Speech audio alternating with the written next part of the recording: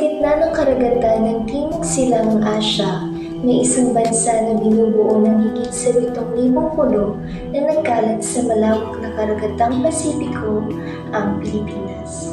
Isang bansa na puno ng likas na yaman at kagandahan mula sa malalawak na kapatagan, mabulaklak na kabundukan hanggang sa malalim at malinaw na karagatan na tahanan ng iba't ibang uri ng lamang dagat. Ang mga Pilipino na kilala sa kanilang malasakit, mapagmahal sa pamilya at sa bayan. Sa kasaysayan ng bansa, may isang pangyayari na hindi malilimutan ng bawat Pilipino, ang sigaw ng Pugad Lawin.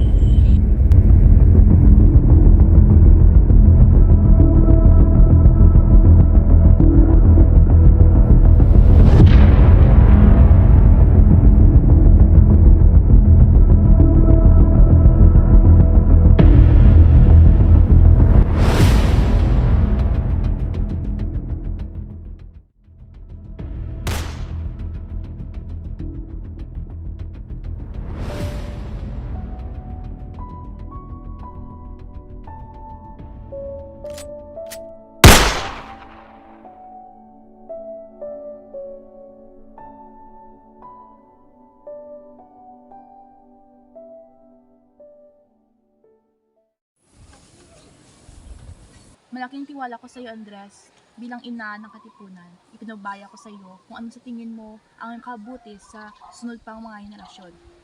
Dahil ito ay isang bahagi ng ating responsibilidad. Tayo na may lakas, tayo na may kakayahang lumaban ay siyang makapagbibigay ng kalayaan na nararapat sa kanila.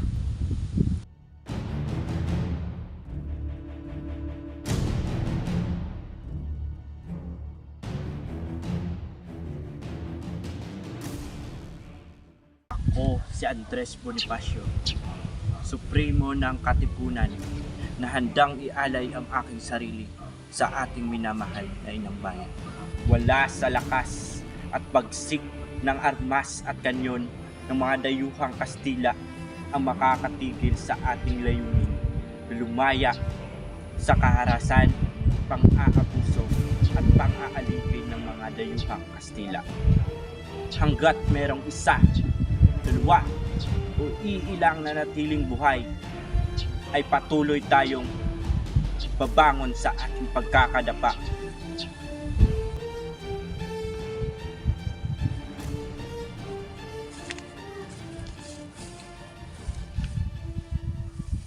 Magsilapit kayong lahat!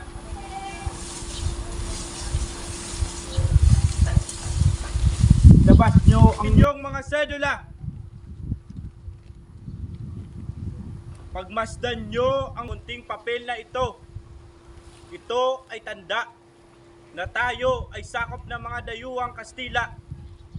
Kaya't ngayon, sa araw na ito, samahan nyo kung wakasan, putulin ang mga kadena na nakakabit sa ating mga kamay at tanggalin ang mga piring na nakatakip sa ating mga mata upang lubusan nating makita ang pagliwanag ng kasarinlan, katimawaan na matagal nang pinangarap ng ating mga ninuno.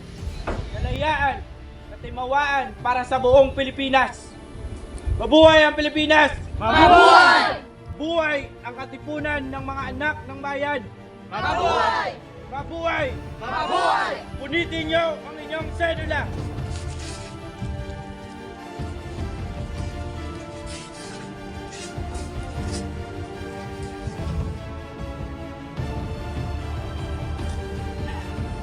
Mabuhay ang Pilipinas!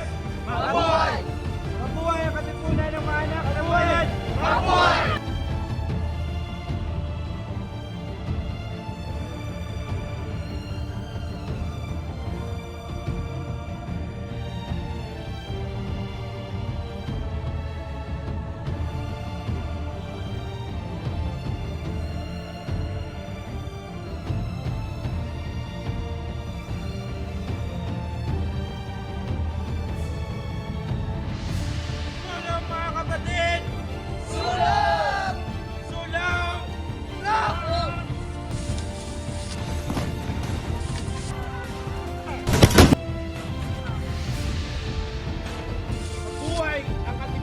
ng mga anak ng bayan.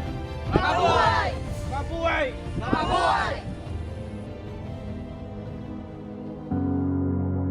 Sa kabila ng kabayanihan ng mga Pilipino, hindi pa rin sila nagtagumpay sa kanilang layunin. Ngunit hindi ito naging hadlang para sa kanila. Sa halip, lalo pa sila naging matatag at determinado na makamit ang kanilang inaasam-asam na kalayaan. Ang sigaw ng Pugan Lawin ay hindi lamang isang simpleng pangyayari sa kasaysayan ng Pilipinas.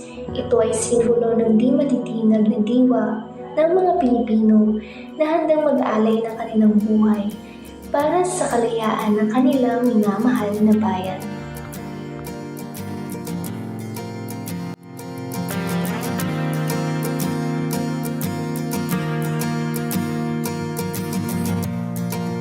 Ako'y Pilipino,